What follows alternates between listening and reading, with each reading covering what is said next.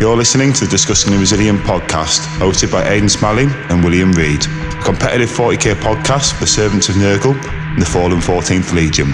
Tactics, meta-analysis, and all things Death Guard.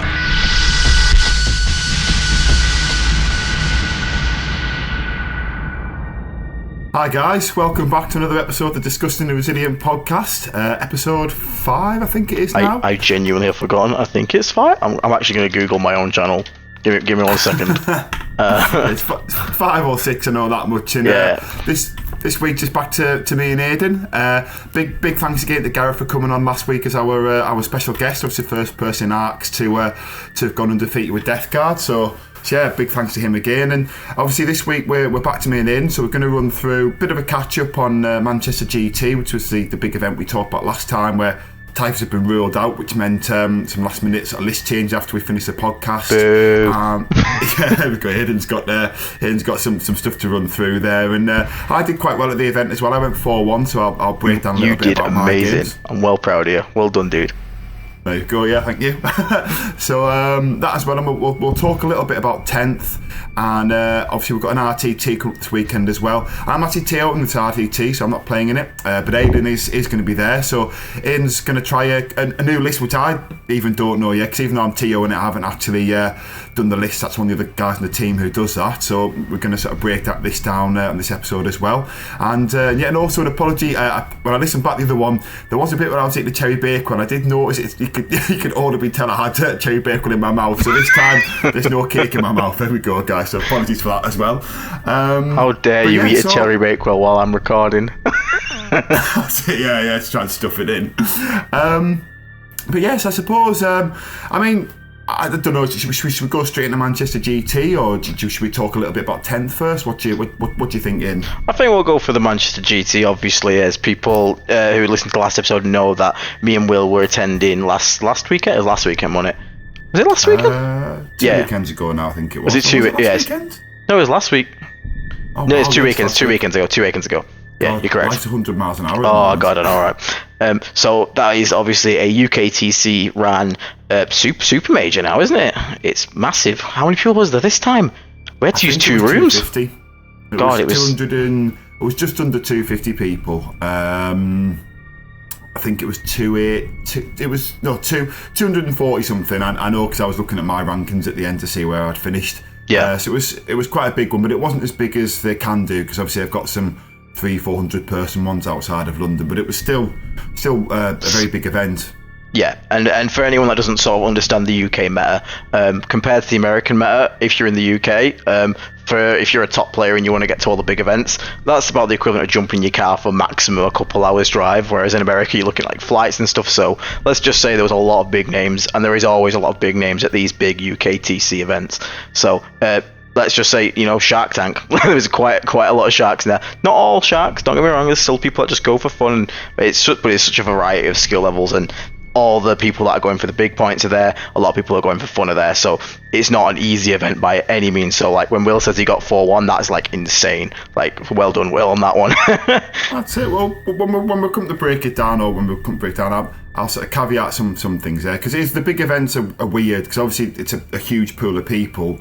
So when you get towards the top, it is, as Aidan says, an absolute Shark Tank. You've got like Manny Chima playing, I think Alex Harrison, it was for the final, who were both. I mean, Alex Harrison's obviously known for Water Bottle Gate, but he seems to be on the path to redemption. I'll let people make up their own opinions as to what they think of that. But Manny's obviously a great player, and so is Alex as well. But they're on the top tables. But obviously getting to there, because there's so many people, you can kind of have an easier run. And maybe I had an easier run, I don't know. I certainly sort of played some lists that I think, perhaps sort of at other events would have been maybe lower down in the mid-tables. Maybe other people had easier runs. But when you get to the top, I mean, I played Innes Wilson, who's, I suppose, famed for various sort of other podcasts. I think they do the Stat Check one. It wasn't the worst game of 40k I've ever played. Innes was a great guy. That's no comment on him at all. But when obviously those top players are running the meta lists, it is very one-sided from the start when you're sort of running Death Guard. And although I think I scored somewhere between 60 and 70 points against him. Honestly, that's not bad, man. That's not bad. That's pretty good. Yeah, he got 100 though. So it was one of these ones where, but a lovely guy. I never actually played against Innes before. Obviously, I know what he looks like, and I've played lots of times next to him. If I actually, well, sort of set myself up for it, I think, because he played on the first round of the table next to me, and I'm pretty sure he tabled his opponent in 20 minutes. And then I started posting in one of our group chats, being like, I think Innes has just tabled someone in 20 minutes. And obviously the next round I got paired into him, so I think Karma says it doesn't like gossips. So basically that was Karma coming to don't gossip about other people's results when you're not playing them. So yeah, that was my loss at the weekend. But I mean, I suppose I can. Shall I run through how my weekend went in, or do you want to? We'll run through yours first, mate. So you want to take us through your just give us a quick overview of the list. I won't go into all the things. I won't interrupt you for it. Just go blam blam blam and list it off for everyone listening. So this is Will's list, everyone. There we go. So my list was a bit of a special snowflake for this one. So I went. As much as we said a meme on this, I actually decided to try it, and I went Ferryman. Basically, so after the 12-inch Fight Last door, or the 12-inch Switch Off Charger, because technically it's not a Fight Last. Based around that, I just took loads of stuff that had AP and tried to take a quick army. So I took 3 Executioners to have some range shooting and also some fast obsec, 3 Fleshmoor drones to sort of push up the board and apply pressure, kind of making it so it's a bit of a shit sandwich situation. So if you shot the Knights, then the Fleshmoors ran at you. If you shot the Fleshmoors, then you had to take another round of shooting from the Knights, and it seemed to work quite well. Then I scored a 4 Death Shroud, again, because I needed the AP, so I took them because I got the smash and the sweep, depending on what I was into. And the 4 always just stood around the Foul Blight spawn, just to basically guard him, because you couldn't really do 3 because you can still get to him without sort of having to go through the Death Shroud first. So they just sort of chaperoned him for most games. And then I had 2 3-man squads. Sometimes they both started in the warp, sometimes one started in the warp, but at least one always started in the warp. 2 Poxwalker squads, 2 tooled up Plague Marine squads, and a Rhino, and 1 Sorcerer. And also, I suppose, the other Fetid I had a Tallyman, who, to be fair, just got me CP and acted more like a spawn would normally do. I just stood him in places where I wanted to screen. Yeah. And then the Biologist Putrefier, who, again, sometimes just screamed, but he kind of followed the Plague Marines around, who really just there to play the mission and spread the sickness. But sometimes the grenades were useful, and he followed them around. And also, the 4-man Death Shroud, sort of, spamming mortal wounds on them from him was quite good too. So he was just there for a bit of utility. Yeah, it's good that was it. That was the list, really. It was, like I say, I had a couple of practice games with it. I mean, it was very similar to the list I played at GT the week before. I think I mentioned the podcast as well. But I just switched the Knights out, and obviously we couldn't take Typhus, so the Sorcerer came in with an extra squad of Poxwalkers as well. But yeah, it was good. When you say Sorcerer, do you mean Playcaster or actual Sorcerer? Oh, Playcaster, sorry. Yeah. So I was just double checking. I was like, say, Will, what is this? That's it. Yeah. No, good. Yeah, got to use my technical terms. But in terms of Warlord traits and relics, so actually this was another bit of tech to the list actually. So because obviously when you spend the CP to extend the Foul Blight spawns or extends all his auras, I put Arse Contaminate on him. So the same way I was getting a massive sort of switch off charge aura, I was also getting Arse Contaminate over 12 inches, so all the infantry that could take advantage were generally sort of quite efficient. I had the Plague Skull on one of the Plague Marine champions, so generally when he got up the Rhino, again the extra 3 inches just meant he could sort of get there and throw it a bit more reliably.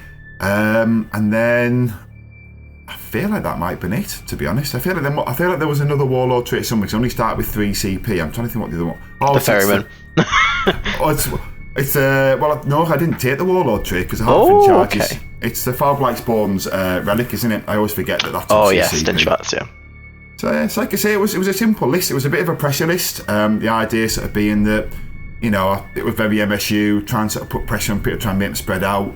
And then obviously if people did want to come and hit me, they had to we had to alternate on it, and every unit I had could generally sort of like, well, I suppose could sort of like pick up a unit itself. So, it was quite good. I think I got quite lucky with some of the pairings. I mean, first guy I played into Yanari. Lovely guy from Blackpool. It went quite well. Again, it was a first round pairing, so I think the Yanari list, he had too many big units. So I think in terms of his list construction, because again, I think you actually came over at the end, Aidan, and so because he had like his Incubi, but instead of 2 squads of 5, he had 1 squad of 10. So obviously with Death Guard, we don't normally struggle to pick up. You can pick up 5, you can pick up 10. usually not the problem. The problem is usually if you pick up the 5 and the other 5 in the half of the board and you can't get the other half of the board. So he was kind of quite sort of clumped up as well, and that kind of gave me a bit the edge in that game. So that was I won that one quite convincingly. That might have been even 100 points. That one. It was a high score anyway. Nice. And then Innes had Iron Hands. It was a game. Do you know? Don't get me wrong. Like, he died, and Innes was a really great guy, but I was never really in it. And then after that, I played. Just real quick, Will, was Innes running the Desolators? He wasn't. Yeah, the Desolators are brutal. I think Manchester GT will forever be known as the event that showed everyone that Desolators are kind of bullshit. Oh, they're ridiculous. I mean, Innes again, you know, is a top player, so he was being really smart with it. So I did manage to just pick up one of the squads, with the flesh mower. He put them on top of a wall, and then underneath he put his Vanguard vet. So he basically made, if I charged them, I had to sort of, you know, take the Vanguard vet to slap back. I could also have to charge the Vanguard vet to 2, so I was in combat with them both, but I can never take both squads. So I took the shooty guys, I forget their name. Then obviously he slapped me with the Vanguard vets. But he was quite clever because he put them on top of a wall and then set to defence, who was overwatching on 5s. So obviously when he could see what he was charging, those weapon profiles are brutal. I think he even had like a reroll from somewhere. So yeah, I mean, he was taking out full bracket flesh mowers with the Overwatch. He limped in on 1 wound, and then I tried it again with the other one to take the second squad. They just completely just mullered him in Overwatch. Yeah, it was a bit brutal that, but at the same time, Marines do die, so it was a good game. The mission was the one I always forget the name. Is it? It's a conviction. The one where there's 4 in a diagonal across the middle. I know which one you mean. Is it Scan? One of your things has to do the action in your own deployment, doesn't it? And it's every objective you hold gets you a thingy. Everyone in the middle gets you a point, doesn't it? Yeah, I can't remember the name, but I know which one you mean. Yeah. Yeah, so it was that one that I played against. So I kind of benefited me a little bit because obviously he was more of a gun line that I think wanted to sort of like table me really quickly and then just sort of score all his points when there was no models left. So because of that mission, he had to come out and sort of engage and feed me little units to sort of like to trade with. But he was just way more efficient to trade in than I was. And when he brought his drop pod in, I wasn't really able to screen it because, again, my list, although it's got a few units, they're all quite elite, so there wasn't really anything I could push to sort of like either get there quick enough or be expendable. So yeah, when the drop pod came in, it just picked up loads of stuff, and it was kind of sort of not game over, but the on the back foot from the start. Yeah, it was sort of like it was written on the wall at that point. It'd become like a sort of a reality. But great game though. And then after that, I played Custodes. And again, so the Custodes play a lovely guy, really, really good guy. He was sort of new to sort of tournaments, he'd said, so him and his mates had sort of come down from somewhere down south. And he had a similar problem to the guy that I played in the first round, where I think he just built his list in 2 bigger units, which kind of obviously fed into my sort of, well, if you just want to sort of rush at me, I'm already in a clump and I can sort of like use a foul blight spawn to, if you get within 3 inches, make you fight last if you use them offensively, and charge with a few different units, because he had the Custodes Terminators, he had them in a 10-man unit. Oh, so, Jesus. Yeah, so once I got to the middle, I just kind of left them, really, and just let him have the middle objective and just skirt around and got all the edge stuff. And then he had the bikes in a 6-man unit instead of 2 3s. He overextended basically his first turn. He pushed the bikes, I think they were like 9 inches away from my deployment zone to get a line behind a room where I deployed stuff. And he killed a flesh mower and a half, but then he lost the full 6 bikes, to the slap back. I sort of threw grenades, and because obviously I've got the 5 wounds, so I shot the knights into them until there was 1 left on, say, 2 wounds, and I'd find something with 2 damage to sort of take the other 2, then shoot another knight. So I was just really efficient with the sort of shooting. And then that game I took behind enemy lines, which felt like a bit of a trap, but again, because he was so compact, it left gaps. He couldn't take the board and screen me. So I managed to score quite high in that game as well. Well, we did talk about that going against, like, in the Dark Angels Custodes sort of like match up with the episode we did, where we talked about these armies struggling to screen out everything. So like taking behind enemy lines there was a good call, because especially as you saw him taking these big units rather than multiple small ones, you knew there's only so many places and so much screening he can do, which is going to leave that open. And there you go, you managed to score behind enemy lines from it. Yeah, that was it. And also the flesh mowers as well, because it was a 5 objective one where you set up, in table quarters. So it meant that, we were only 18 inches apart from each other's deployment zone. So between sort of flesh mowers and one of the knights as well, I didn't mention, so I had Warborn Stalker, which is a 15-point upgrade to put one in deep strike. And again, I found that really useful because it meant I could sort of put him in reserve and get good lines on stuff. And in that game, I even had space to literally bring him in his deployment zone. So the knight came in with a squad of Death Shroud, and then they just stood there all game and didn't really. They cleared his home field objective and then just stood there, not doing much else. But again, he was a newer sort of tournament player, so I think, I think his list was a bit too compact. I think if he'd sort of spread his list out a bit, I think that would have been a different game. And the Knights did go mental that game. So in the first game, we were joking about against when I played in the eye how naff my Knights were. They were rolling loads of shots and then just rolling 1s and 2s to hit and wound consistently. And it was getting comical. But then they redeemed themselves in the Custode game. They went nuts, and then he was a little bit under average on his saves as well, which kind of benefited me. So it was kind of over. I think the end of turn 3, it was kind of obvious which it was going to be my game. But then it was sort of pretty much over by turn 4. We just didn't really have the units left or the board presence. But yeah, and then the next day. So next day, at this point, I'm thinking, well, I'll take a 3-2. I'm happy with that. I played in the Orcs. It was a nasty Orc list, to be honest. It was the sort of I forget the name of it. The one where they basically just rush you from turn 1. Goths. Yeah, it was a nasty sort of goth list and all the singing and dancing stuff. But the mistake he made, he called his war He called his war turn 1 and just warred into the foul blight spawn. Oh no. Yeah, we just alternated. And I kind of bossed a few more invuns on stuff that maybe I shouldn't have done in terms of average dice. And then on the bottom right, I basically had a unit of Death Shroud in the bottom right hand corner, bubble wrap with 2 squads of 10 Poxwalkers, and the screens were still up. So fair play, he smashed into the screens and killed the Poxwalkers. But then the Death Shroud just got him on the slap back. So I think in hindsight, maybe if he called the war turn 2, maybe there's still a game to be had, because it was a very close score, that one. It was kind of, until turn 4, it felt like it could have gone either way. But I think it was basically wiring on turn 1 was a mistake there. He just called it too soon. Yeah, especially with Death Guard. There's one thing Death Guard can do, is pick up Orcs.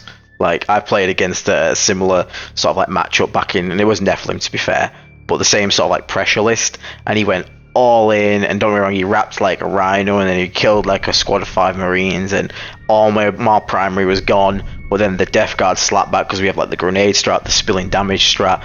I picked up I think I must have picked up 75% of his army in one turn. It was grim. Oh, I mean, Fleeing Vectors is one hell of a secondary in that game as well. I have to say, Yeah. I took Fleeing Vectors against Yanari as well, and it was amazing there too. Because I don't know if I was saying to you, I was telling someone, I've been scoring it wrong. I've been scoring it the old way. Where I told you. For 7. Yeah, so I got that all of a sudden, why it was really easy there. Because it was literally one of the games when we scored at the end. I'd already scored well on it, but we had to correct it and sort of I got an extra point, because then once I knew how we scored properly, it was really good. The Orcs game, I think I'd maxed it in before even the end of turn 3. So I was obviously getting Nice. his turn as well as mine. Yeah, people forget that you can score flee in your opponent's turn, so technically, if you have a perfect turn in an opponent's turn, you can score 10 in one turn on fleeing. Yeah, I mean, can you score 12, can't you? It's 6. Oh god, yeah, morale's 2 in it for failing. Yeah, Yes, against Orcs. It was one of those. At first, it was a bit frustrating. I charge things in, and one Grot would live, or one Gretchen would live, and I was like, oh, that's his good bit of game for next turn. But then, of course, that ran away and then got me another 2 points. So yeah, it was that was a really good secondary. And then I actually did despoil ground a lot. So talking, obviously, I actually took the advice of you and Garrett last week.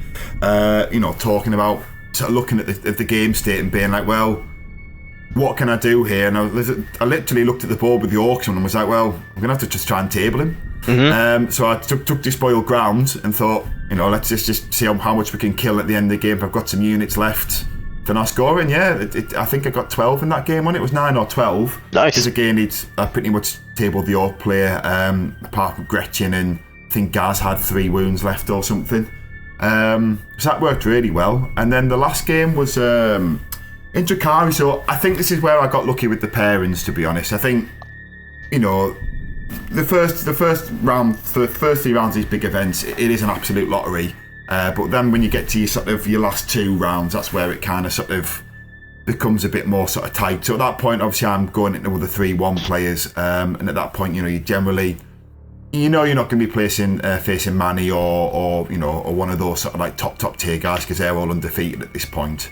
But you expect to play a good player, and the guy was really good. He was a really lovely guy, and he played Drakari, which was, now again I'll caveat this. So the guy was kind of tired, and I don't know if he hadn't played Death Guard much. He kind of said it in a jokey way, but I couldn't work out if it was actually sort of part of his plan or not. But he was a really lovely guy, and basically he did the same thing as the Orc player. Like turn 1, he just kind of like moved some things into my backfield, took his behind enemy lines, which gave me some stuff to get Flame Vectors because I took it again. And then the following turn, he just tried to bum rush me with his whole army. But obviously just charging the Foul Blightspawn's aura again, and we were trading. He took a pound of flesh, like he took a good chunk of my army, maybe 30-40%. But then obviously the alternating slapback, he lost probably about the same to his. But then he lost that in my turn, and then my turn going forwards again, I was able to sort of like take a real chunk off him. And at that point, he was always kind of playing the numbers game, but Drakari being so fast and still being quite deadly, and that succubus who sort of rerolls everything, just sort of kicking around doing immortals and stuff.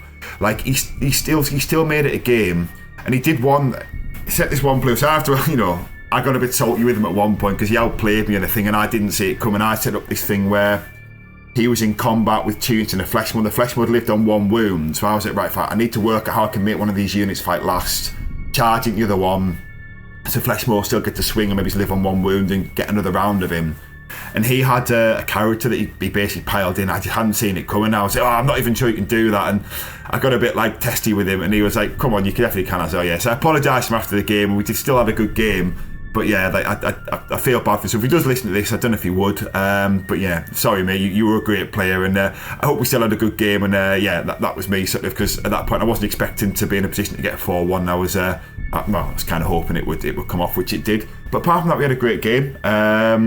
And yeah, again, he just lost too many resources come the end, and I managed to sort of pull that one out the bag. We both scored very high on it though, and yeah, I mean that was my sort of tournament really. And I mean, I suppose the thing I would sort of sum it up with was, because it was a bit of a, I wouldn't call it a special snowflake list, but it's one I've not seen anyone else run, or even similar.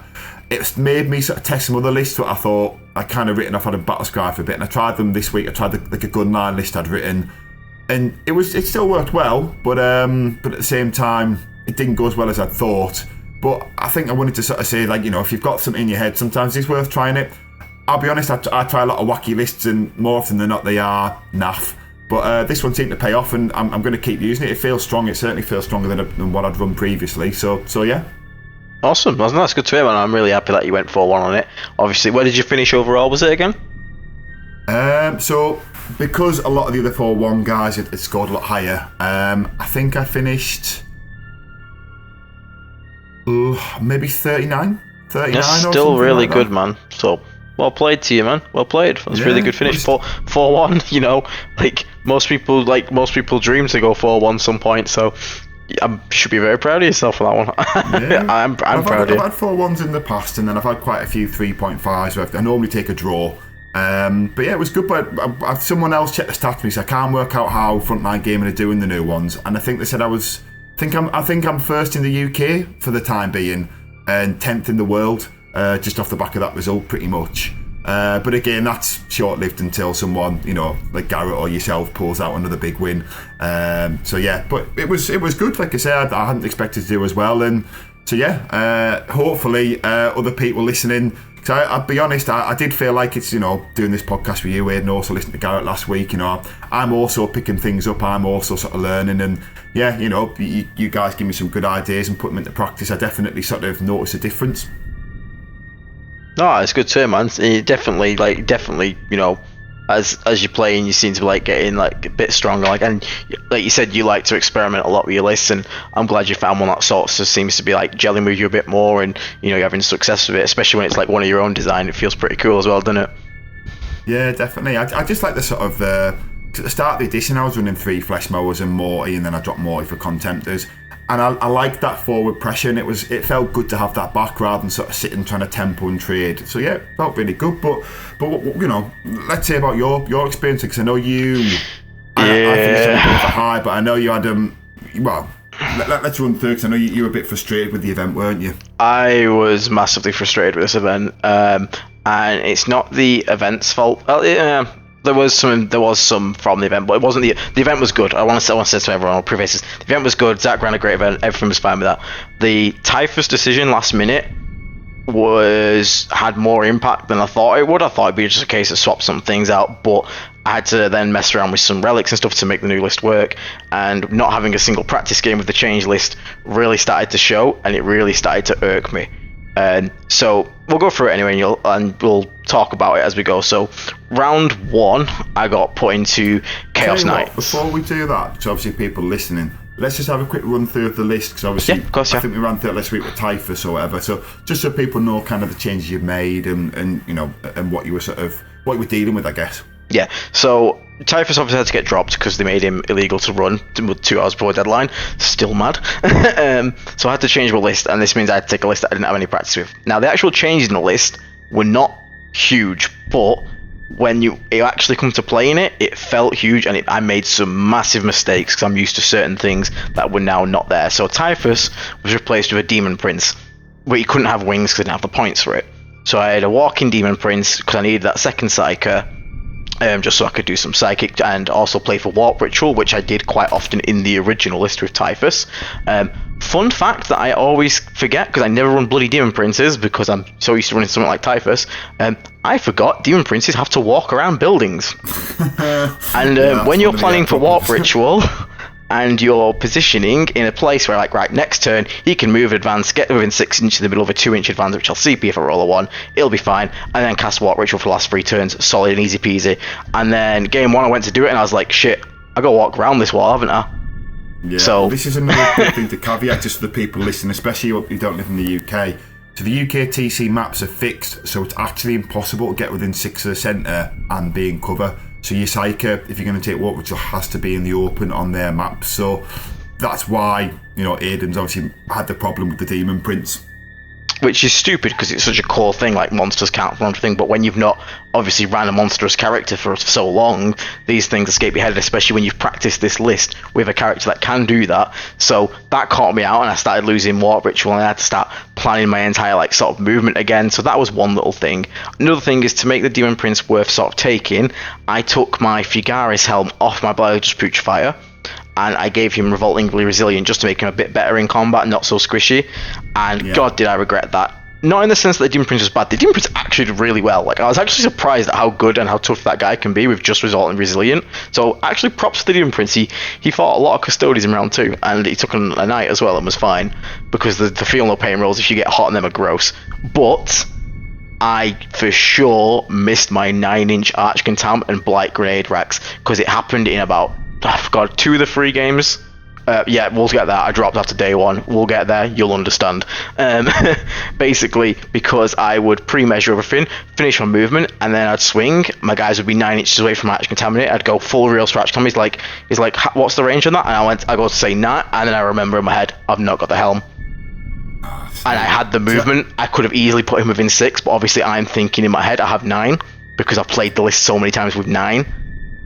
I have to say, just to quickly sort of cut off, because this is something that you actually sort of told me, because I had the problem a while ago where my Plague Marines, because he had to be quite close to Biologist Putrefier, I found I lost a Biologist Putrefier nearly all the time because he was too close to them. So when people killed the Plague Marines or whatever, he was close for them to sort of get to him as well. So the 9 inches for that is another reason why it's really good, because you kind of have to put him in harm's way when you sort of get him within 6. So it is a big deal, isn't it? Yeah, and without that, like, it only sounds like 3 inches, it's not that big of a deal, but my god, the amount of times I was like 1 inch out, 2 inches out, 3 inches out, just, or like, you know, I can now only get 1 unit within the aura because they've charged 2 different things, whereas before, if I had 9, I could keep both of them in the aura. Stuff like that kept happening, and it was really irking me because I'm obviously used to certain things, and this is happening. So already, like, there was problems with the list that was caused by this last minute change, so that already put me in like a really bad mood. So first game was versus Chaos Knights. Lots of War Dogs and 1 Megara. So not like Oops All Dogs, but still a fairly scary list. All iconoclast. We had a mixture of Stalkers, Carnivores, Executioners, and like I said, the big Megara, which had the Dark Master's Blessing, so no rerolls, very tough to kill.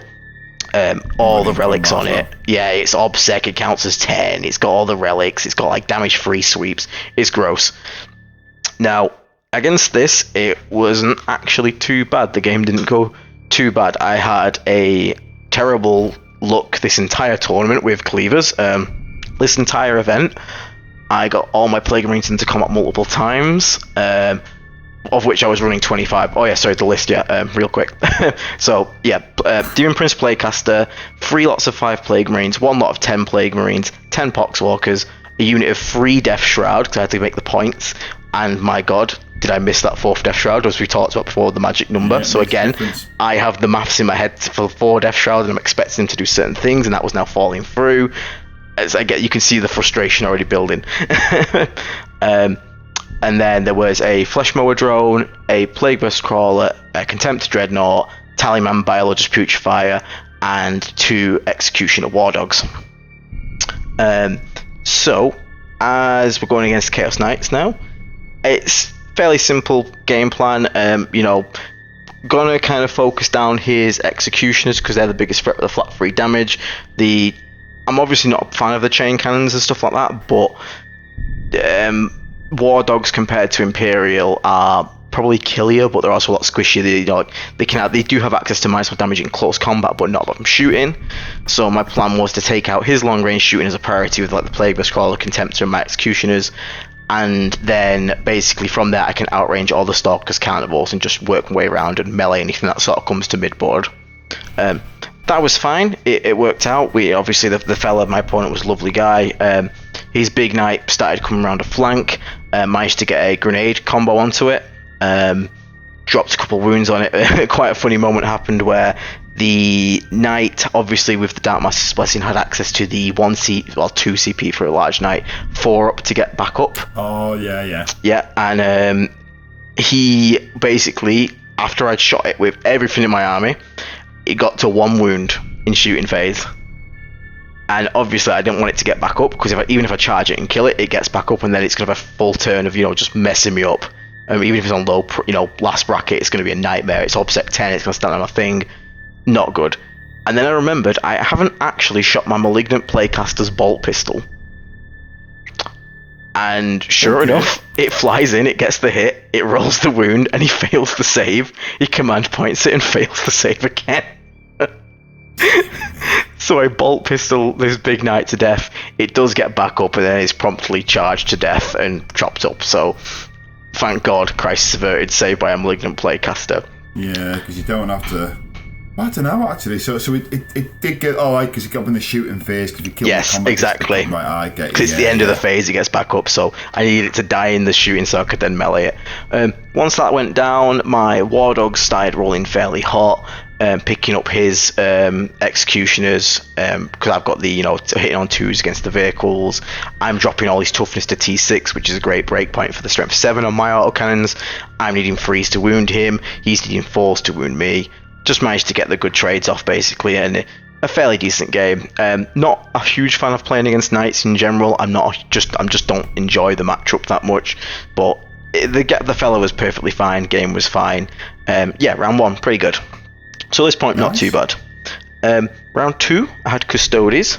So I'm already like, oh great, like two sort of like skew, like elite, sort of like one's all vehicles, one's all tough, elite units with 4-pin buns.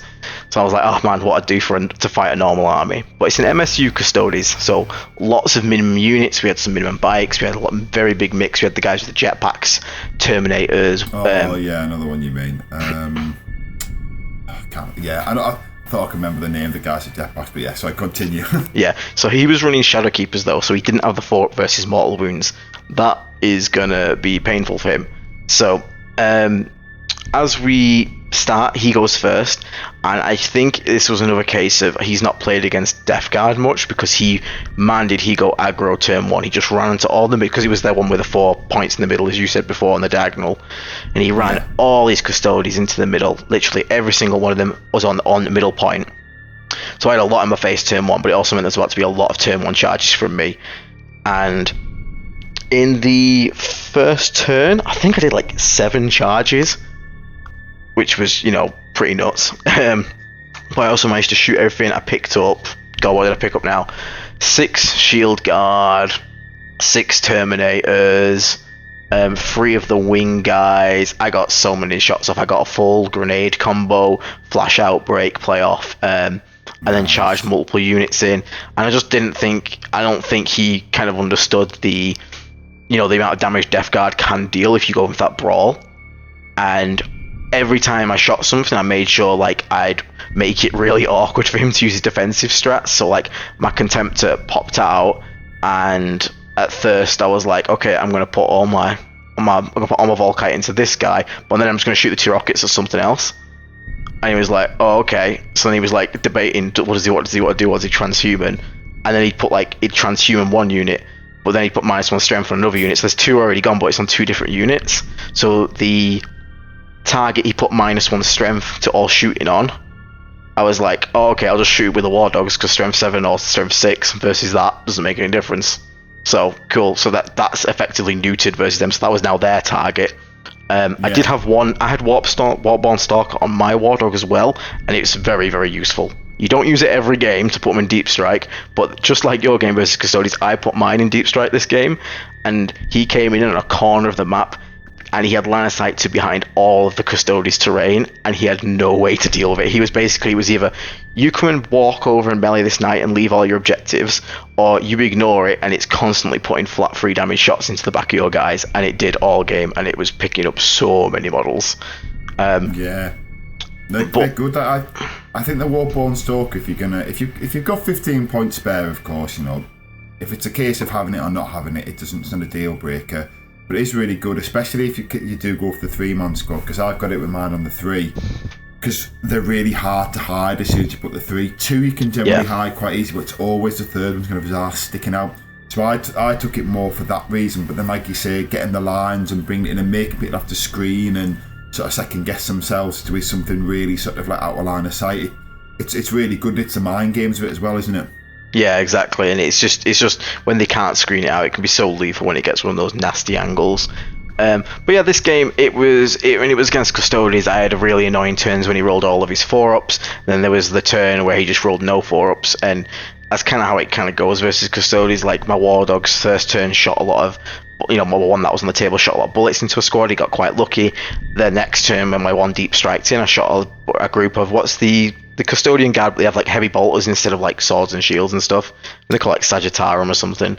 Something like that, yeah. That might be the name of the flight. I don't know. I play Custodes quite a lot. One of my mates plays them, but I can tell you what they all look like. I can never remember what they're actually called. Yeah, so he teleported in and shot into the back of a squad of 3 or 4 of them, and they failed every single 4-up, and he just instantly wiped a 200-point squad just like that. So it's thingy versus Custodes. Fleshmower, very good versus Custodes, because they really hate the toughness of that guy, plus the -1 damage, and he, Fleshmower weapon actually is pretty good versus Custodes. Yeah, because they've all got a 4-up invuln, you generally push them up the invuln all the time, aren't you? Yeah, I found him pretty efficient as well. Yeah, grenade combo was, again, pretty lethal. This is one of the times when the Arch Contaminator thing backfired, and I didn't actually have it in range because I thought I had 9, I obviously had 6, so it wasn't as good as it could have been. I find the grenade combo in the Custodes is a massive most of the time, because unless you thought the bikes, because you usually spend the shot off reroll strap. Well, this is the thing, I'd baited that out. I was. Oh, nice. That had gone then. That was off the table. Yeah. Right, so what I had is, because you can, when you use the strat, you don't pick a unit and then free grenades in that unit become this. It's actually just pick 3 models in your army. So I actually picked it in blood. I had 3 5-man squads all within range of 3 of his different units, and there was one I wanted to grenade, so I'll put 1 grenade on one squad, 1 on the other squad, and 1 on the other squad. So because they were all had arch contaminants, so they're all going to re-roll part of the one that was outside, because I'm an idiot and I thought I had 9 and I had 6. So I just threw the first squad at it and was like, you're going to transhuman it, and because every time it was just 6 from that one, he was like, no, I guess not. And the next one I'd be like, alright, he's going to do the same. So effectively, I did the exact same combo just with 3 different units, and he never ended up transhumaning it, because if I had said to him, alright, you're going to get 18 grenades, all re-rolling wounds now, he probably would have. But because I kept doing it one at a time, he really didn't want to press the button. That's quite smart. I like that. Yeah, so a little bit of mind. And if he would have, obviously, if he would have at that point, if he transhumed any of them, the next 2 units, because they activate separately, will just go into a different unit instead, and I've not wasted the firepower. Nice, that is quite smart, that. Yeah, I never thought about doing that, but that does make good sense. Yeah, so my Death Shroud got a turn 1 charge off, and my Death Shroud did nothing this entire event. Oh my god. The 3 is weird like that. Like I said, I used to run 3, or I normally do, and even in Miley said the 2-3, they're good for skirmishing and kind of getting about, but sometimes it just bounce. Like it's just weird, innit? And then sometimes if you lose one, it feels like the squad's just lost all its teeth. Like sometimes, depending on what you're playing against, of course. I mean, the champion into Guardsman is always going to do work, but you know, like they're weird in 3. I know what you mean. Like, yeah. They can either be heroes or sometimes or zeros. Yeah. So, well, game 1, I forgot to bring them in from Deep Strike. My opponent, thank God, was like, "Oh, it's fine, don't worry." But just he let me put them in like a space where they could take space, but they weren't making any charges. You know, he didn't let me just get fully away with it, which is fair enough to him. That's fair, I think. They would have been dead otherwise. So that was my bad. But again, it's because I was stressing out because I'd realised my warp ritual. And I was like, "Oh, for God's sake!" This was all turn 3 when I'd realised all this stuff's happening, and then I just completely forgot about them. So that's my bad. This other game, I kept them on the board against Custodians, and then I got a turn 1 charge into 2 of his a squad of 2 Terminators, and he just was like, that's where he did end up using the transhuman, and I did no damage. I literally failed every single wound roll, which felt really bad. Mate. And again, that was another thing where if I had the extra 3 inches, I would have been in Arch Contaminator, which would have helped a lot. But it happens, you know. And the first game, so they did nothing in the first game, they did nothing in the second game.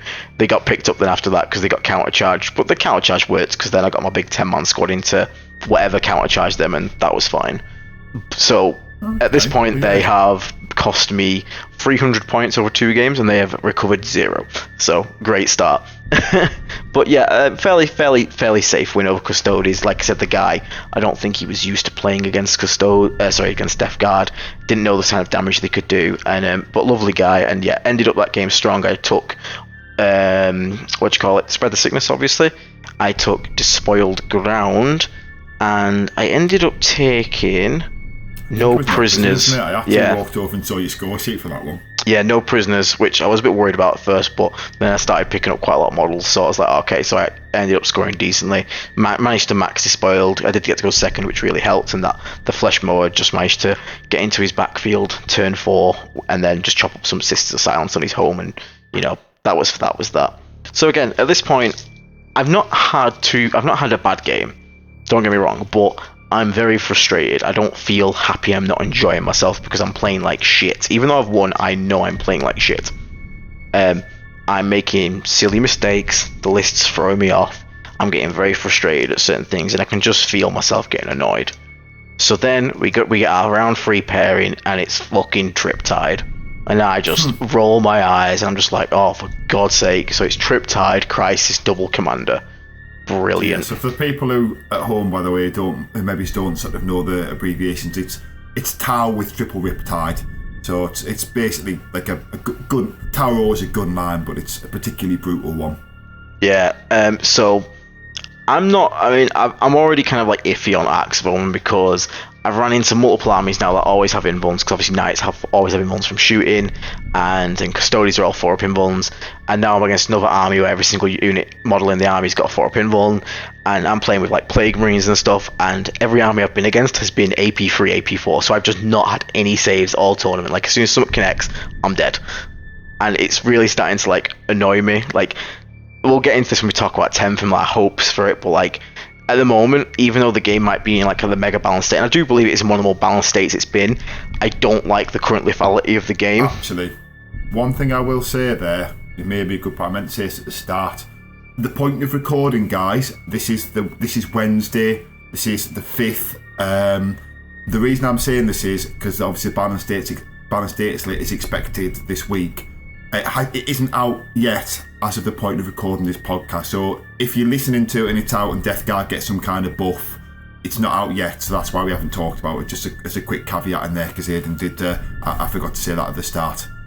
Yeah, so it's a bit like, well, hopefully, like, we'll might see something. I'm not really expecting much to change, like maybe toning down some of the top armies, but I'm not expecting much for Death Guard. I don't think Death Guard are in an awful place. I'll still say that it's just the current state of the game in general. I'm not a huge fan of. I don't like the whole mentality that is currently like, if I can see it, it's dead. Everything's AP a million. Everything does a million damage. So I'm against an army now, which unfortunately, unlike Custodes, which are all damage 2, which is amazing for us, I'm now against an army that is all damage 3 and 4, which versus Plague Marines means basically I'm playing without Disgustingly Resilient, which is rough. So they've got a lot of AP as well, don't those shots? So it's not even that they're sort of they've got the damage. It's AP4 and AP5 basically everywhere. So I'm not getting any saves. They're all ignoring cover, so no cover saves even. So it's going to be grim. So he gets first turn, which is okay, and he moves out, and we have a bit of an argument about a silly angle. I still don't think he had the angle. We got a TO, the original angle he was after, which was a Plague Burst Crawler. The TO looked at it and said, no, you're no way near. You can't see that Plague Burst Crawler. I was like, thank you. And then he went, what about the Rhino? And Zach was like, yeah, I suppose you can see that. And now, I have a problem with this. I don't disagree that he could draw an angle from the tip of his base to the very rear track of my Rhino. The problem I had was there was no true line of sight to it. But I'm not going to argue with TO. Anyone out there, if your TO makes a call, just go with it. I mean, rules as written, I think the harsh reality is, I think like it's a TO's call, it's right, isn't it? But it's one of these silly things with the game where maybe you'd sort of like have the gentleman's agreement and say, well, you were clearly trying to hide it. So this time I won't shoot it, but obviously you have to return the favour later in the game if you can see the tip of something that I thought was hidden.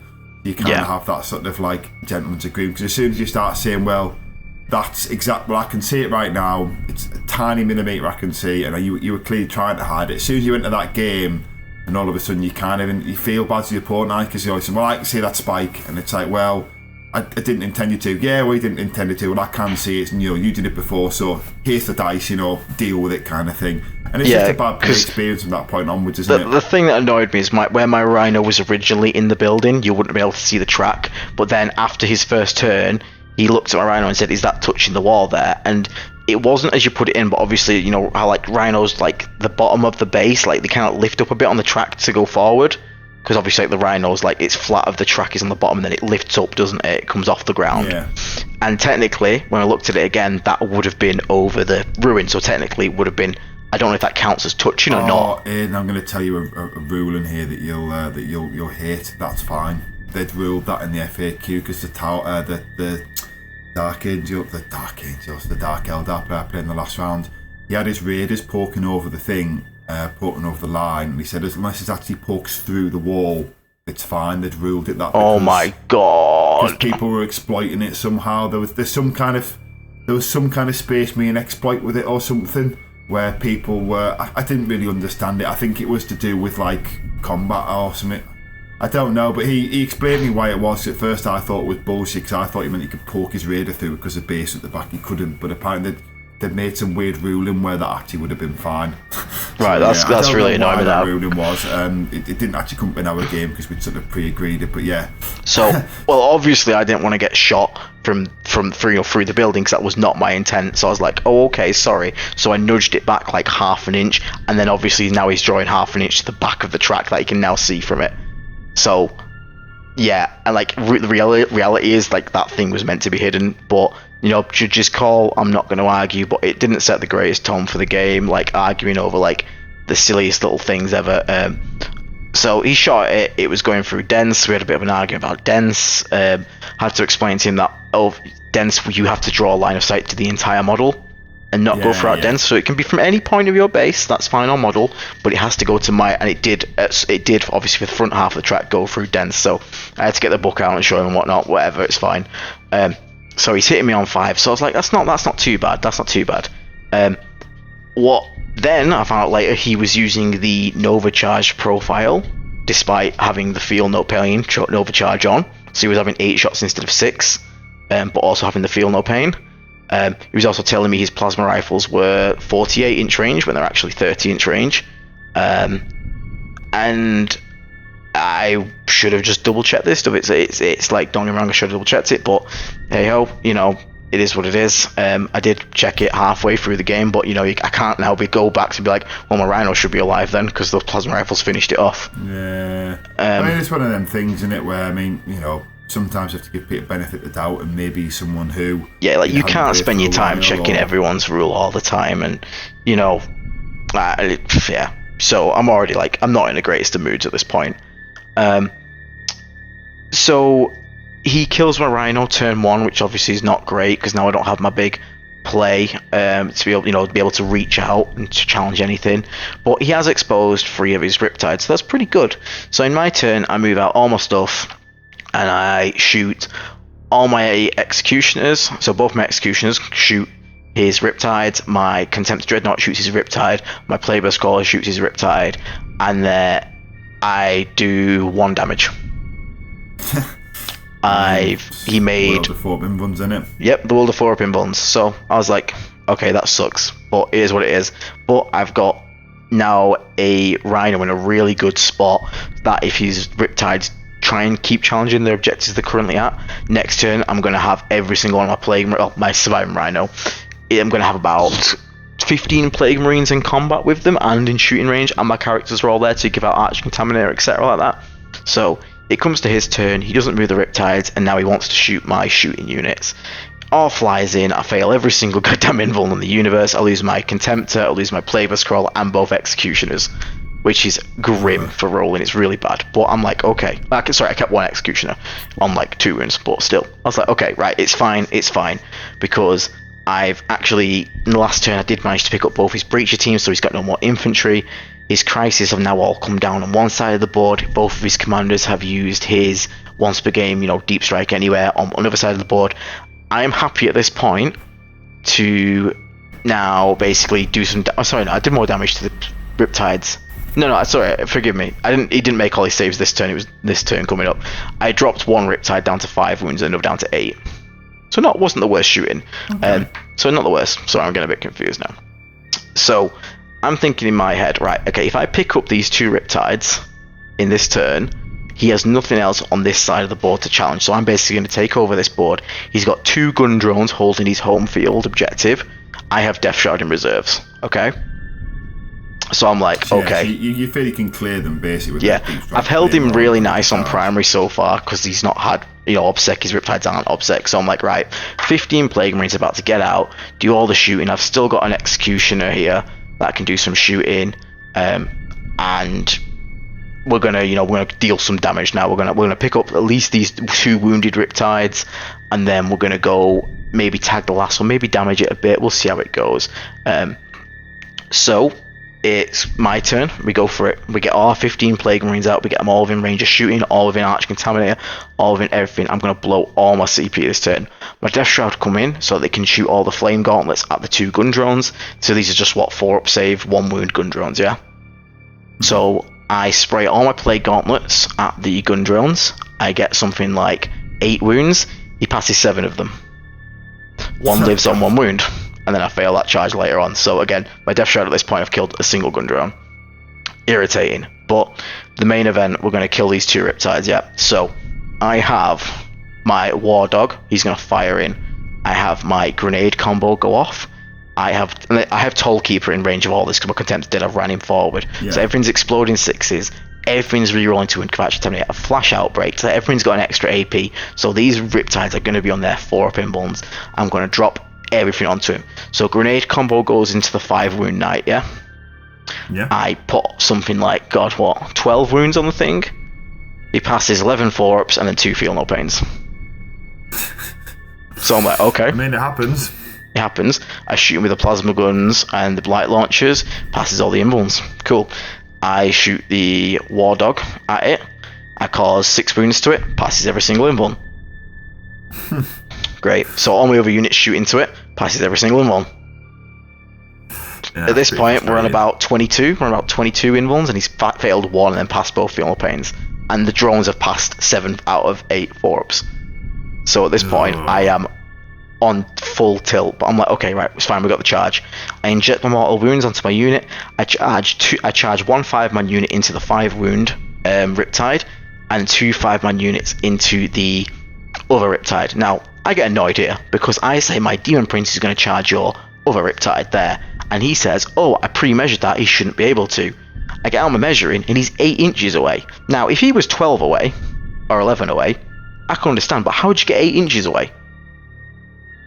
And say you've pre-measured it. And me at this point, because I just can't be arsed arguing with the dude, I'm like, you know what? Sure, but now the problem is my Demon Prince is sat with his dick out in the open, and he's about to get shot by everything because he's not lookout surge. Because obviously I was expecting to, you know, potentially make the charge, or if I knew it was unchargeable, I'd have just stood him next to the Rhino, something so he couldn't get shot. But again, at this point, I'm tilted out of my mind. I'm not playing good. I've just been 4 up to hell, but at least we're going to get some charge. I've potentially killed 2 Riptides. That's all I'm thinking, yeah. We've got 10 Plague Marines on 1 Riptide, 5 on another. Injected Mortal Wounds. We've still got Arch Contaminate, still got Flash Outbreak going. So, we should be good, yeah? Mm-hmm. So, I swing all of my Marines with the Mortal Wound effect into the 5 wound Riptide, because I want to guarantee this one dies, because it's one of the Ion ones. There's 2 Ion and one a Burst Cannon, which isn't so much of a threat. So I swing in, Cleaver attacks. Every single one of them's a free. Great. Cool, no Cleaver hits. How it goes. Power Fist attacks. Every single one of them's a free. Great. All my knives, all hit. Oh, they all wound, but they deal 0 mortal wounds. I haven't rolled a single 6 to wound. So, no mortal wounds. Cool. And then he takes all these saves, passes every single one of them. Cool. Right. So the 10-man squad now, the 10-man is going to go into the other one. I have 6 Cleaver attacks, 3 of them connect, 3 of them wound. Bit happier, passes every single 4-up. Yeah, it's a bit annoying that, isn't it? My flails all get 4-upped, and in the end, I managed to do 1 damage to it.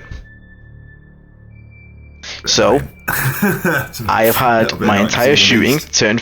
We mathed it up. It was. I think I put 37 saves onto these Riptides, and by the end of it, I put 38 saves onto it. He passed 37 4-up invulns, and then the one that he failed, he did a double Feel No Pain roll on. And this is on top of my Death Shroud also failing to kill. Statistically very unlikely, but yes. It's a dice game, and these things happen. Yeah, and then this is on top of my Death Shroud being, failing to spray down, 2 gun drones. And then failing the charge as well. So at this point, I am tilted off the planet. He then obviously just acts at full, because the problem is, because I didn't even deal 1 damage to that 8 wound Riptide, it didn't even bracket. Yeah, so he just max brackets the 5 wound one, falls back all 3 of them. And then, as I've said before, I don't get any saves versus this. It's turn 3. His Carry-On's now turned on. He basically just obliterates me off the board at that point.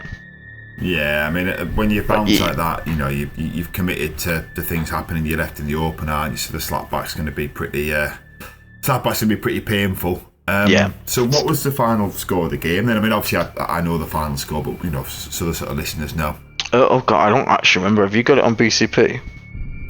Oh, I don't know the actual scoring points. I mean, obviously, the way you've sort of described it, it's quite obvious as to where it's going in terms of. I got absolutely whooped then, because so basically, if that turn would have gone how it would, how I'd wanted it to, I'd have had Death Shroud on his home field, because I held his he had terrible primary.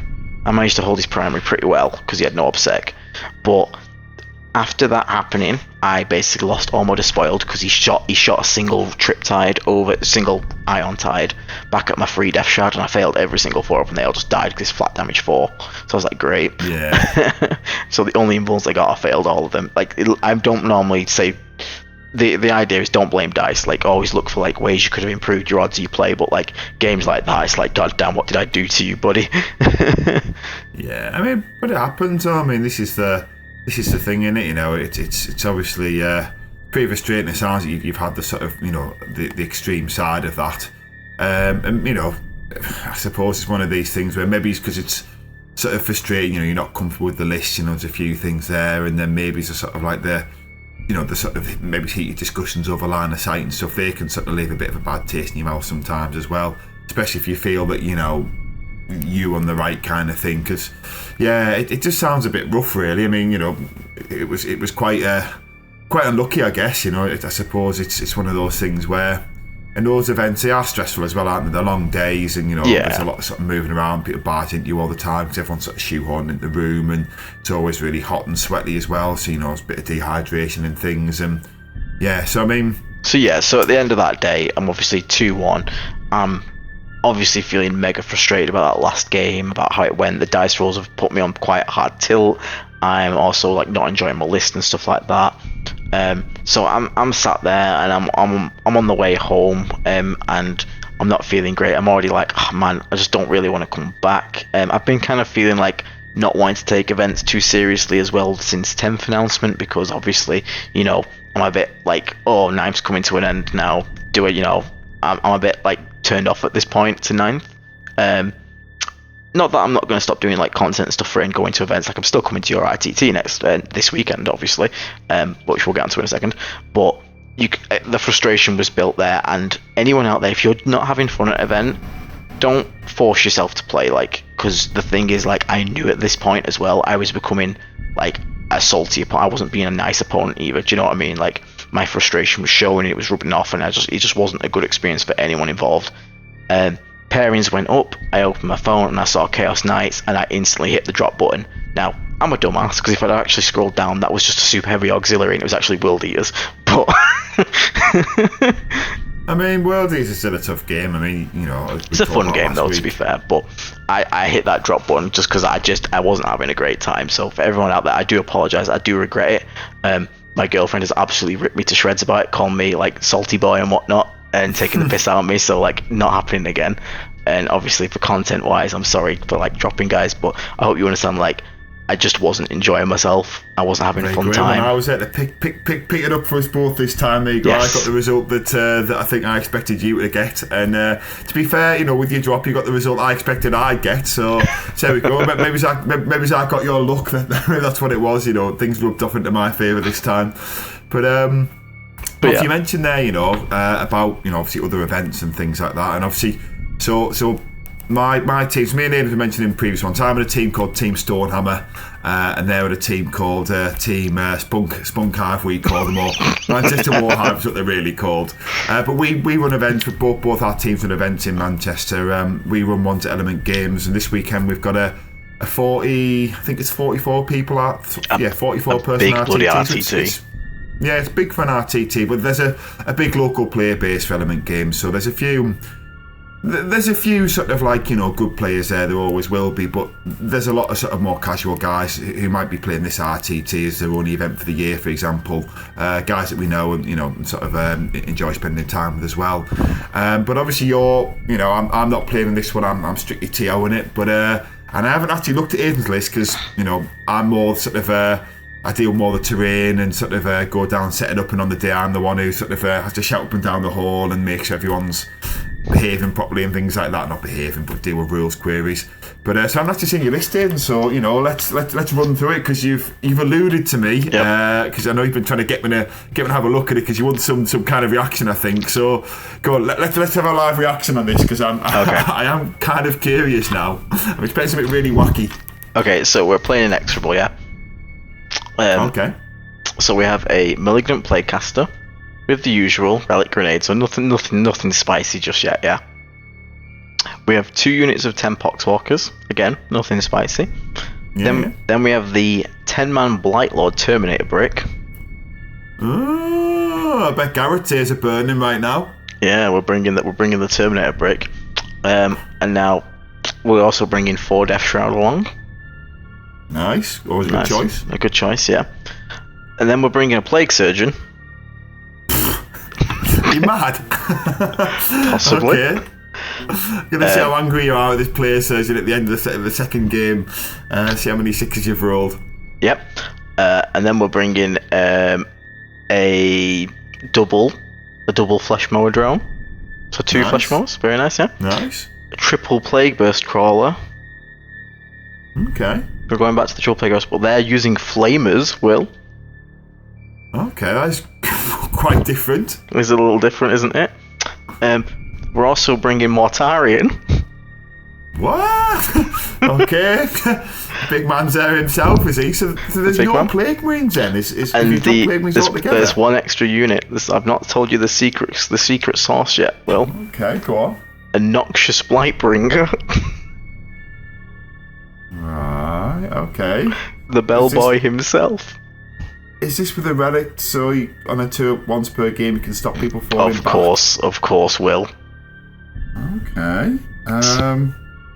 So are you basically making a pseudo expensive Angron? Is this the idea?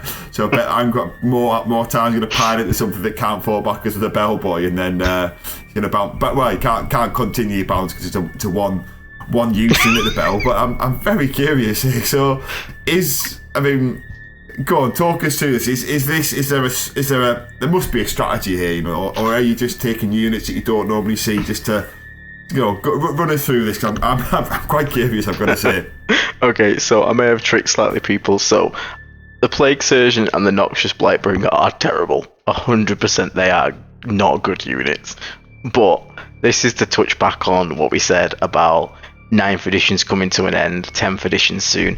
I'm just taking a fun meme list. I'm just taking models I've not ran before. I'm trying to get better myself at accepting losses and not always doing great. And what better way to do it than taking a list that has no expectations of it? And if I do manage to win, God, it's going to be fucking funny, because I'm going to do it with a Blightbringer and a Plague Surgeon. I just thought, you know what? Wow. I'm just going to have a good time with it. And Morty, I've not ran my Morty, and I painted him for 3 bloody months, so I thought, wow. Don't get me wrong, I've put a little bit of effort into it. I am going to try to do my best possible. Like, Plague Surgeon obviously gets the most value with something like a Blight Lord brick. I don't think it's worth the value, but you never know. If I get spiked, some 6s might be cool. The Blight You've still not took the Foul Blight spawn then? So you've got a Plague Surgeon, no, that's 2 meta. That's 2 meta. Wow. I refuse your meta. I've took my Flamer Plague Burst Scrollers, my Noxious Blightbringer, and my Plague Surgeon, sir.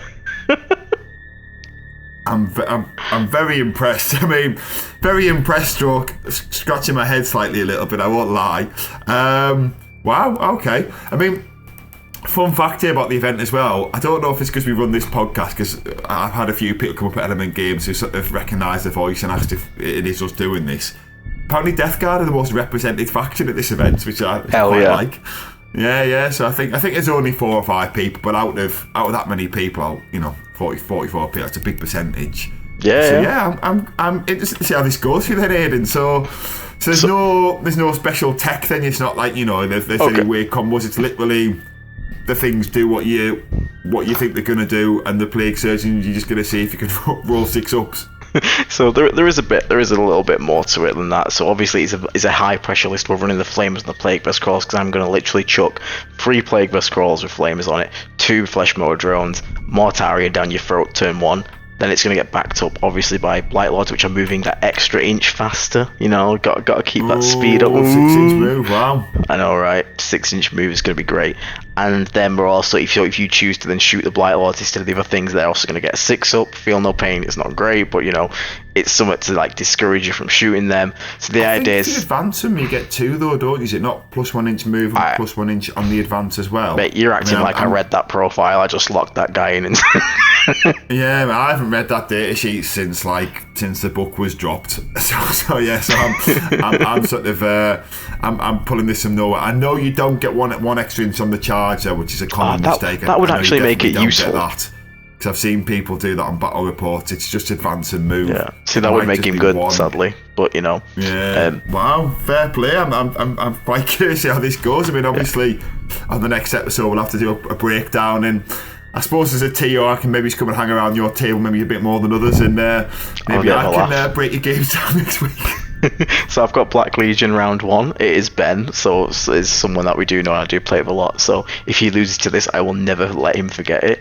But one thing I do emphasize to people is ninth is coming to an end, and as much as there's nothing wrong with still going for meta stuff and whatnot and trying to do your best, this is also the last time we're going to get to play like ninth in like a proper event settings. So like right now I'm sort of like at the 10th waiting bench now, so I'm just taking this opportunity to run stuff I would never have run and having fun with it, because at the end of the day this is a game we play for fun. Like a lot of people go to tournaments not to necessarily do the best they can, but to just have fun. So I'm taking the approach of I'm trying to learn that losing's okay a bit more. I'm trying to not be a salty boy sometimes when I lose, because I ain't perfect. I can be a bit salty. Like you said, you got a bit wound up in your 5th game. I can get wound up. Yeah. He outplayed me, to be fair. He did something that I hadn't seen coming. I thought I pulled a really good play out my arse, and then he pulled a better one out of his. So I was just a bit like, it happens. Hurt. But you are right though. It's about attitude and being at the table with people and trying to make it fun for both people. And the fun shouldn't be about winning.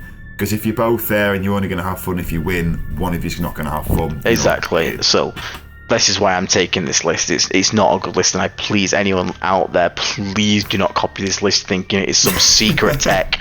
It is absolutely not. Now, don't get me wrong, if you were to take stuff like the Plague Surgeon and the Noxious Blightbringer, the best way to make it work, I would say, is like with the Plague Surgeon, obviously, it's Blightlord Terminator bricks, try and hold on as much as you can. Hell, bring 20 Blightlord Terminators, make him get his value back at least. But Noxious Blightbringer, look, it's terrible, but if you wanted to actually get use of it, there is some niche cases where putting him next to a Rhino is not terrible, because then you get a 9-inch distance back from the Rhino, and we've already talked about how powerful the 8-inch move, from the Rhino is. A 9-inch move is just that +1, so it's a bit extra there, but reality is they're not good units.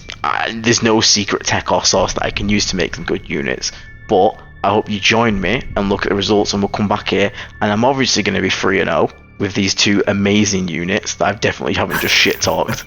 And if I am, you can all go out, rush out and buy yourself a Plague Surgeon or Blightbringer. Yeah. New editions come in, they might be really good. You never know. I just wanted to use the cool models. You could do well. I mean, the RTTs that we run at Element are quite weird, because there are some very fluffy players, but there's also Mantis has got quite a pool of good players who normally go to the tournaments. Element games, just in particular, just one-day events, just pull out people you never see at other events, which is why we're able to sell 44 tickets for an RTT. But yeah, I think you might do better than what you think. It depends. It's going to depend a lot on the pairings, though, isn't it? So that's going to be something that's going to come into play. But I mean, you alluded there to some cool things as well. There, I mean, obviously talking about 10th and how things are going to change. I mean, before we sort of finish, it's probably might be interesting just to sort of break down some of the sort of stuff that we've seen so far and anything that we think how it's going to link to Death Guard. I mean, the first thing that I instantly thought linked to Death Guard was, have you seen that things are going to go to T12 now? Yeah, there's no like certain cap of stuff's going to go over 10. We've seen this week that normal Terminators are going to T5 4 up, so are we going to get T6 Blight Lords, please? Never know. I'd like Lasguns wounding me on 6s, that sounds pretty fun. But well, the problem is, though, if all the weapons profile changes, toughness 6 might not be as meaningful. I mean, True. What I'd really love is, I'd love it if they make it so only units with the mark of Nurgle get toughness 12. I'd love if that was like a Nurgle thing and everyone else is capped at 11, and again 12 is reserved for like maybe a Great Unclean one, Mortarian, that kind of sort of like special unit. So then the kind of toughness means something. But I mean, I know I'm heavily wishlisting there. Yeah. And I know, after we get past the first quarter of books, everything will probably be toughness 12. Hopefully not. Can't help themselves, can they? Well, I'm hopefully not. Like, and the thing is, like, the few, I don't want to talk about 10th too much because there's so much we don't understand, there's so much we haven't seen. But some things we have seen, some things we can take away is, looks like AP is being reduced across the board. And we saw on the Terminator data sheet that AP 2 on Power Fist now, and the Chain Fist even. If that's like one of the things we're going to see is a lot of AP get toned down and I can start rolling saves again. That's a big win in my opinion. We've also seen abilities being tied to your data sheet rather than stratagems. So like the Terminators have the teleport strike and they ignore all weapon skill and ballistic skill modifiers. If we got something like that in our termies, that'd be really cool. I'm pretty hyped, I won't lie. Like, we saw the generic strat that looks like, you can deep strike in your opponent's turn, and I think that opens up like there's been plenty of times where like we come across fast armies with like good shooting, and they'll fly in, get a weird angle, and blow off. Like, let's say we had 5 Plague Marines on an objective, so you can now see them coming in. That they're going to shoot you off that objective. You're not going to have anything to hold it. You're not going to get primary. But now, in the opponent's turn, you can go, right, here's my emergency 5 Blight Lords to back up that point. You ain't shooting me off that anymore. And, like, bam, now we have counterplay potential. So, if the core stratagem set allows for, like, tactical stuff like this, which normally Death Guard can't do with, like, mobility problems and whatnot, I'm mega excited for this edition so far. Like, I hope it's going to be good. Well, I've got 2 hot takes. One of them, I don't know if anyone's ever played Kill Team. I haven't played much Kill Team, but Plague Marines in Kill Team are actually really tough. So Games Workshop do know how to make them, and they're tough in Kill Team because it's all on the datasheet. So I do wonder if they're going to put all the rules on the datasheet, if they're going to sort of write proper tough datasheets. So that's one curiosity looking at Kill Team. The second one is, I don't know how many people listening have ever played Age of Sigmar, but if you haven't played Age of Sigmar, so I've started getting into it because I mentioned before, Nurgle Demons are so naff as a mono faction. Yeah. That I picked up Age of Sigmar to use my 1,000 points of every Nurgle Demon model ever made. It was a salty boy about having to do that. But anyway, having played a bit of Age of Sigmar, the rule set looks an awful lot like it. Like the detachments and things like that. Like a lot of it, I won't break it down in detail because a lot of people here have probably played it, and if they haven't, it's quite easy to research the basics of it. But that's one thing I would say is a as a hot take at least. So if you haven't played Age of Sigmar, if you've got like any demons and you're curious, or if you've got a friend, maybe sort of have a little look into those rules, because it looks a lot like I say, the way you build an army, everything being in the data sheet, like universal stratagems. Yeah. The command phase starts to sound very Age of Sigmar-esque. So, like I say, it'll be Age of Sigmar with guns, obviously. I mean, Age of Sigmar has actually quite a few guns as well. But yeah, I mean, it'd be interesting. I'm curious to see how it goes. But I think from a Death Guard point of view, I think a hard reset, the level playing field, and even if we don't become the strongest army in the game, I just want to be tough. That's weakest, all I want to be. Army should get pulled to our level a little bit more. Yeah, I just want to feel tough. That's all. Like, I'm happy to lose damage out points, but I just want to feel tough again. Like, I want us to be that real, immovable block of Nurgle, like toughness that's really like, grindy to get through, and I'll be happy. And I'd like to mention, as we're going on about potential 10th here, I was thinking, Will, obviously, I haven't particularly talked to you about it, but going forward with this channel, if 10th does come out, I would like to do sort of like a series, well, even part of the main thing, where we kind of we talk a lot on this podcast about stuff that's already known. We assume you have like a sort of like basic grasp of Death Guard's like fundamentals and working. I wonder if maybe we should take that back and literally start fresh with the fresh edition and talk. Obviously we're gonna have an episode where we talk about all our units and all our abilities and whatnot. Maybe we start talking back to like general tactics, general play styles for the army and stuff, just so any new players that are listening, because it's the best chance we're going to get to get people into this awesome army of awesome models. I think even not for new players when the edition gets set, because looking at this, I mean, obviously 8th to 9th was a step, but it wasn't massive. This is massive. Like this is going to be quite a big change. Yeah. We're all noobs now.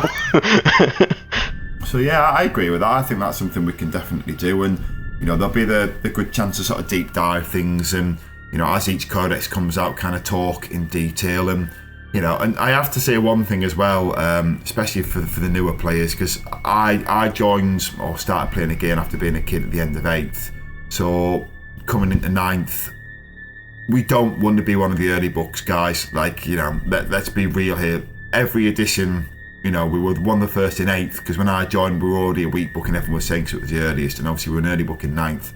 We probably want to go in the middle. Obviously, going towards the end, Guard and World Eaters having the time, there's somebody's going to be short-lived, and anyone who played 8th and got the Psychic Awakening book during lockdown that you probably got to play with once before we actually got a codex. Once? I didn't get to play with that at all. I had so many lists.